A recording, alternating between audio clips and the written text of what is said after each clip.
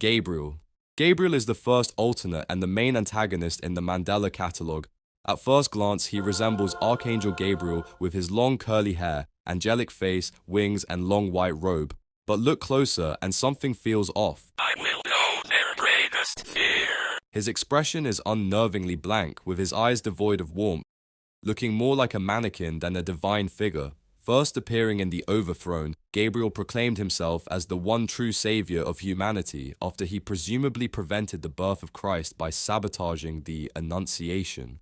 Though he failed to stop Christ's birth, he continued to show up throughout history to cause havoc, from biblical times to the TikTok era. Unlike the biblical Gabriel, this entity is a master manipulator. He replaces God's words, twisting messages of hope into fear, Wake up, Joseph. and orchestrating the rise of alternates. His influence is not just psychological, it is foundational, shaping the entire world into a place of paranoia and dread.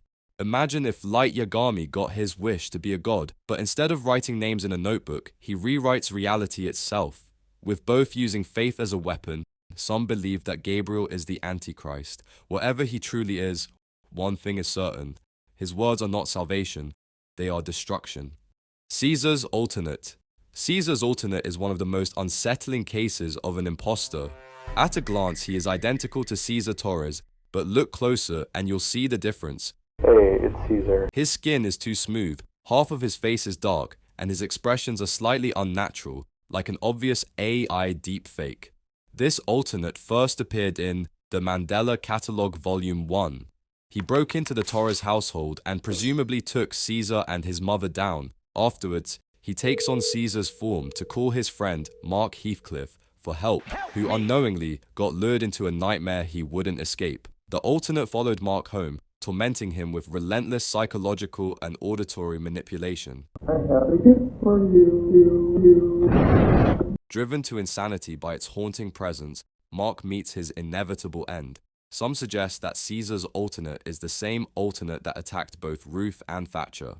So, if your friend ever calls for help, FaceTime them first, because if you don't, you might end up answering a call that was never theirs to make.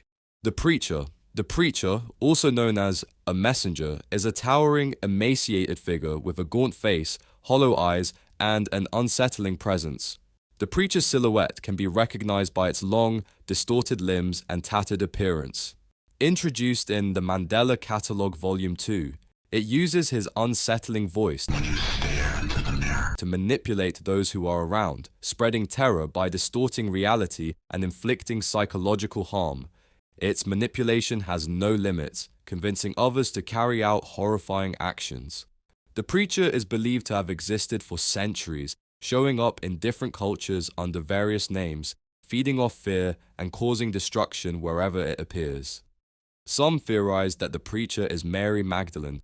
Its true origin remains a mystery. Regardless, one thing is for sure: the Preacher is nothing like Pastor Jeff, but a lot like Valak.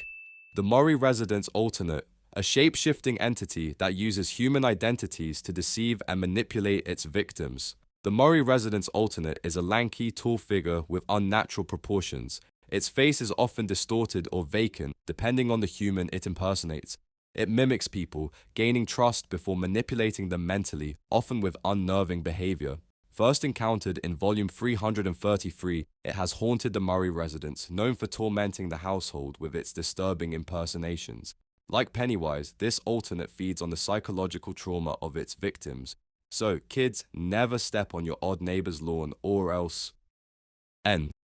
Probably the alternate behind the Murray's residence. N is a pitch-black humanoid with a long neck, black hair, and a stark white face. One of his eyes is a hollow black void, and a white nose seems oddly centered between the dark and light sides of his face, like the love child of Slenderman and Ghostface. N first appears near the end of the episode during the Know Your Enemy segment of the Think Principle, serving as an example of the Type 3 alternate as the alternate of Nicholas Berenger. N's abilities range from shape-shifting to inducing the MAD disorder like other alternates. But unlike most alternates, N specializes in dream manipulation, tormenting people from within their minds, as seen with Jude Murray. What do you want from me? Teleport victims, as implied when Jude is mysteriously moved from a closet to his bedroom. So if you think teleportation is cool, just remember that when N does it, you're not going somewhere fun. The original alternate. The original alternate is one of the earliest and most unsettling alternates in the Mandela Catalogue, appearing during the events of the Garden of Eden. This figure, implied to be an alternate version of the biblical Adam, is the first of its kind shown in the series after Gabriel himself. Towering over Eve with an eerie, expressionless face, it exudes an unnatural presence, its very existence seemingly tied to the corruption of humanity. Unlike in your average Sunday school lesson, this version of Adam did not just take the apple, he got replaced entirely. Its abilities are nothing short of terrifying. Its mere presence induces MAD, metaphysical awareness disorder, a fate worse than simply losing your faith. It can darken the sky, obscuring the stars, making even the most unpolluted night feel suffocating.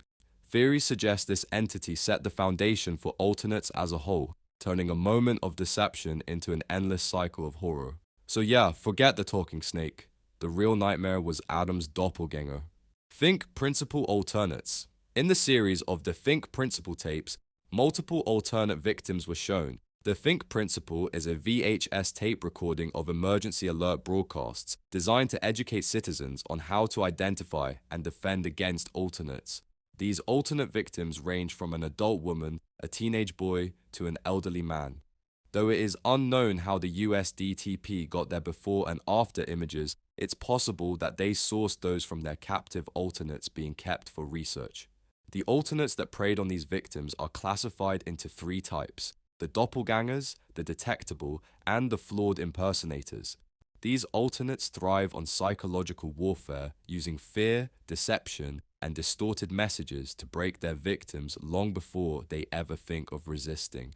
Aside from the victims, major villains like Gabriel were also shown in the tapes.